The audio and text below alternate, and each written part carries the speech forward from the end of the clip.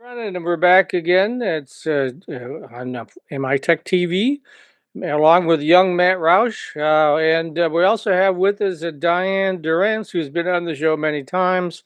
And Diane, actually, a woman of many hats. And so her latest hat is she's working in Sault Ste. Marie part time, although she goes back and forth between there and Ann Arbor.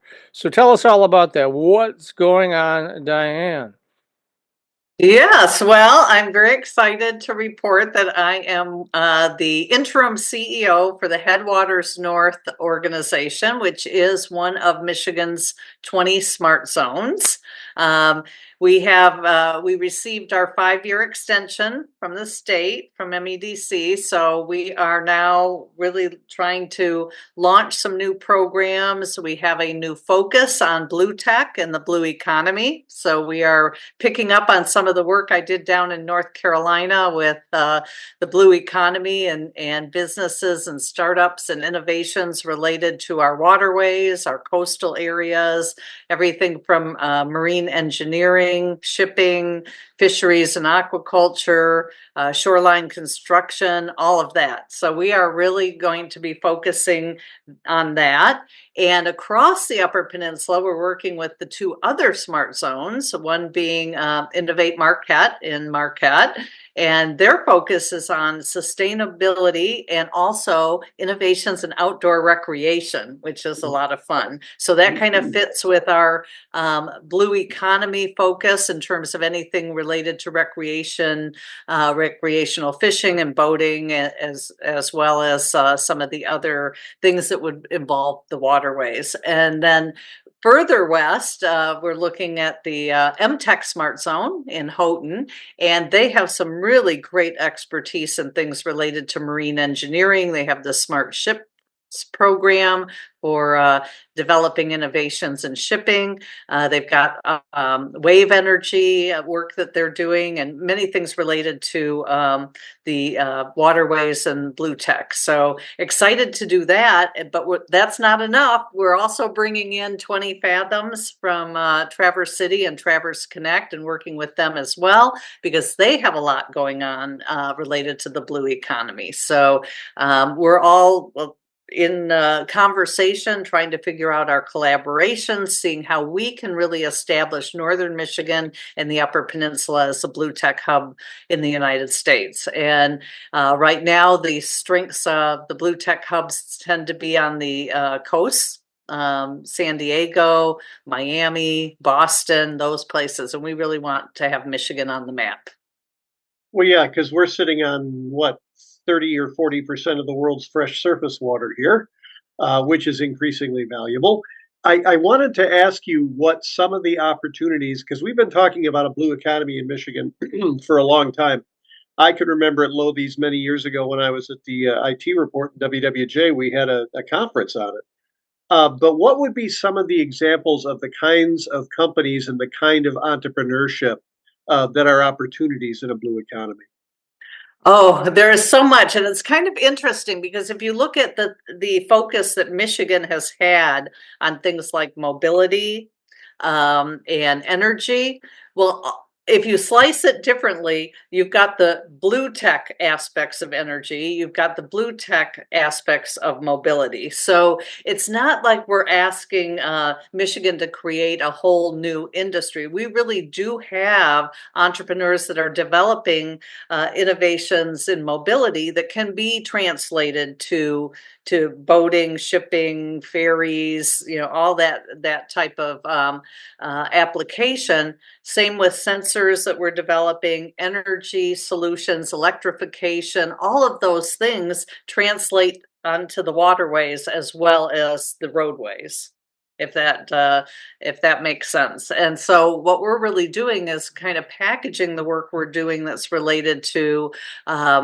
on the water or under the water, and making that a focus and putting a spotlight on that for Michigan, and really kind of putting together everything from the marine engineering all the way to fisheries and aquaculture, which is where we have some expertise in Sault Ste. Marie.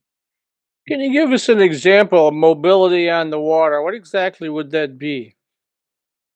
That would be things related to sensors and electrification of boats, for example. So it would be things like we have lots of activity happening in shipping, as you know, and in fact, in Sault Ste. Marie, the expansion of the locks is right now the It's a big one. largest U.S. Corps of Engineers water shoreline project in the country. So it's a several $billion project that's going to be going on for the next 7 years. Wow. And so that kind of positions us to be looking for what are the innovations in shoreline construction? What are the types of things that, so it kind of borders on shipping as well as infrastructure construction, but you've got things like innovations in detecting invasive species. You've got innovations in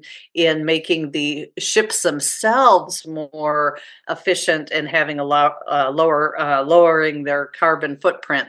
With things like you've got innovations happening with the coatings that go on ships and on hulls to make sure that they reduce the drag. You've got a lot of electrification of the different activities at ports, as well as the locks and the ships themselves. What can we do to reduce the carbon footprint of that whole industry? Really interesting. So tell me a little bit about what you're doing with 20 Fathoms in Traverse City. They're a slightly different kind of cat, right? From compared to the other three? Yeah, they are because they're not officially a smart zone. The smart zones are all affiliated with 4-year universities, and but the state and MEDC is really treating 20 Fathoms as a smart zone. They do have a gateway grant, which gives them some funding. They've gotten other grants. They're working on a lot of very interesting things related to water technologies, fisheries. They have a program they're working on with in Traverse City to have better detection and elimination of invasive species in our waterways. So there's a lot that they're doing and looking at doing. In fact, they are trying to hire a blue tech EIR, an entrepreneur in residence that will work with companies that are coming forward with blue tech innovations. You doing anything with fishing then? Fishing fleets or just recreational fishing along those lines, or is that what exactly? We certainly will be, and we will be looking for entrepreneurs that are active in that space. Certainly with aquaculture, in terms of what can be done to increase the recreational fishing opportunities with actually.